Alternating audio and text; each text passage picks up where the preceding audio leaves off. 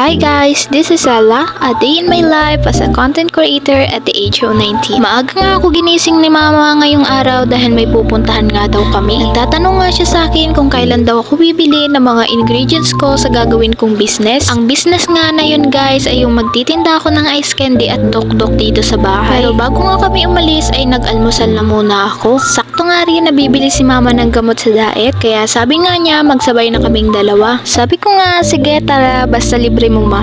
Charot! Dito nga inilista ko na yung mga bibili na sangkap at kung magkano ba ang magagastos. At bago nga ako maligo ay naganda-gandahan muna ang babaeng yan kahit matagal nang maganda.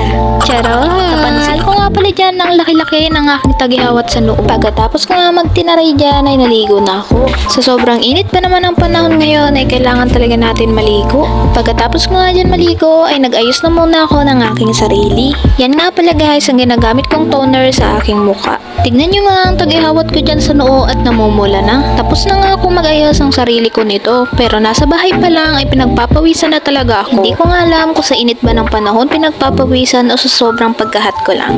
Charot! Bago ko nga ilabas ang motor ay sinara ko na muna itong pinto. Dahil alam nyo naman ang aso na yan pag nakitang bukas ang gate ay kakaripas talaga yan ng takbo sa labas. Malibot-libot mo na nga ang buong barangay hindi pa talaga yan uuwi. Sabi ko nga dyan kay mama ay hintayin na lang ako sa tindahan dahil magpapakash out pa ako ng pera sa Paming Village. Ang gagamitin nga naming motor ay hanggang Santa Cruz lang dahil wala kaming helmet na dala. Sabi ko nga dyan kay mama, bumili muna kami ng gasolina at baka magtulak talaga siya hanggang sa kaya ng jeep. Charot! 1 litro na nga ang pinagasolina ko dyan dahil araw-araw ko naman nagagamit tong motor. Dito nga lang namin yan hinabilin sa may sakayan ng tricycle. Wala nga kami nabutan na jeep ng mga oras na to kaya sumakay na lang kami ng tricycle hanggang dun sa terminal ng jeep sa Talisay. Sabi nga dyan ng tricycle driver ay sumakay na daw kami. Pero hindi naman namin alam kung aling tricycle yung sasakyan namin dyan kaya sinakyan namin yung isa. Maya-maya nga ay lumapit yung driver ng tricycle driver at sabi ay dun daw kami sumakay sa isa. Tawang-tawa nga kami dyan ni mama dahil ibang tricycle pala yung nasakyan namin. Nakasakay Bago nga kami sumakay sa jeep, ay sabi ko sa tricycle driver na sa 7-Eleven kami ibaba dahil magpapakashoot pa nga kami ng pambili ng gamot.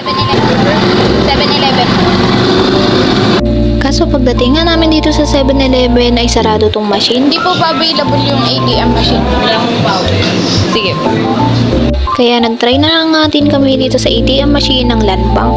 Dito lang yan sa tapat ng munisipyo ng Talisay. Kaso nga ay hindi rin pala dito nakaka-withdraw. Kaya sumakay na nga lang kami ni mama sa jeep at sabi nga ni mama doon na lang kami sa dait mag-withdraw.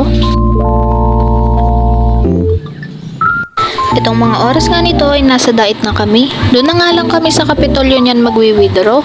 Habang nasa biyahe nga kami ay nakita ko tong baboy na to. Parang ito na nga ay nawawala kong kapatid. Nako, nakakapag-overthink nga ang baboy na to dahil baka mamaya ay lechon na siya. Charot! Bago nga kami makarating sa Kapitolyo ay nadaanan namin tong si Jollibee. Para bang nangungusap yung mga ngiti niya dyan na lali ka, kawain ka na muna.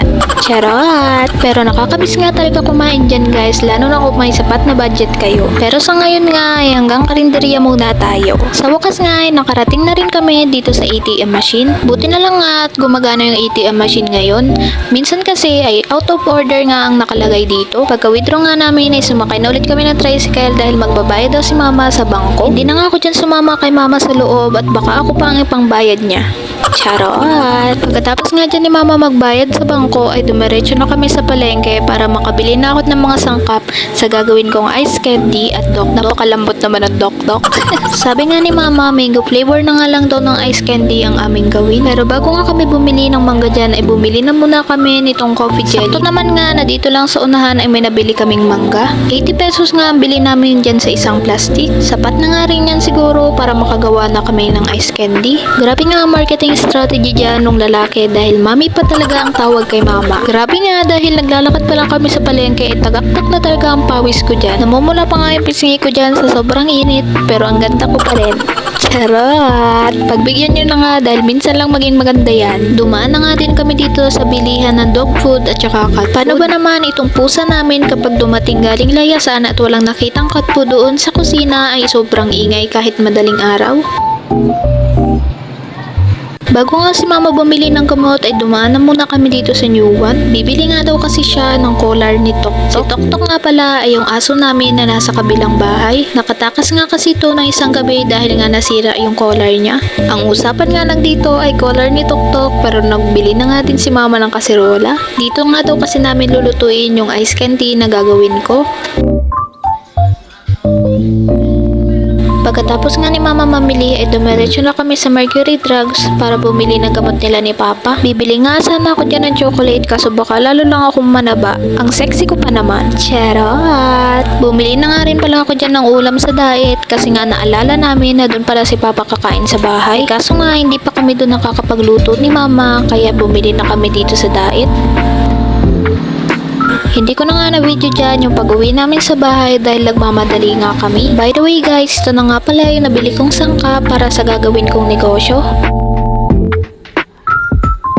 Bale, ganito nga namin guys ginawa yung aming ice candy. Nagsalang nga lang ako dyan ng kaserola na mayroong tubig at nilagay ko na nga dyan yung condensed na mango flavor. Ang sunod ko nga lang dyan nilagay ay evaporada. Nilagyan na nga rin pala yan guys ni mama ng cornstarch. Yun nga daw guys ang magsisilbing pampalapot nung ating ice candy. Hindi ko na nga na video pero nilagyan nga din namin dyan ng white sugar. Ganito na nga guys ang itsura nung naluto na yung ating gagawing ice candy. Dapat nga malapot ang kanyang texture. Wow, texture. Niluto na nga rin pala guys ni mama yung gagawin kong dokdok. Sabi ko nga sa kanya dyan at grabe ka naman magluto nakapamay awangan ka pa. Ay, uwangan. Ang unang ginawa na nga dyan ni mama ay yung dokdok.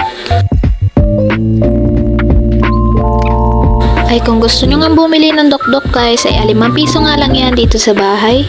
Ang sunod nga namin dyan ginawa ay itong ice candy. Nagpatulong na nga ako dyan kay mama dahil hindi naman ako sanay gumawa nito. Ika nga nila kapag beginner ka pa lang dun ka na sa expert magpaturo.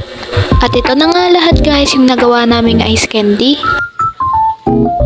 At ito na nga rin yung dokdok na ginawa namin. Kung gusto nyo nga bumili ay 5 piso lang ang ice candy at 5 piso ang dokdok. Hanapin nyo nga lang ang bahay ni Elang Maganda at alam na yun ng mga tao. Charot! At yun nga lamang guys ang ganap sa buong araw ko. Don't forget to comment, like, and share. Subscribe na nga din pala ako guys ng aking YouTube channel San Vicente Nyang Vlogger. Thank you! Bye-bye!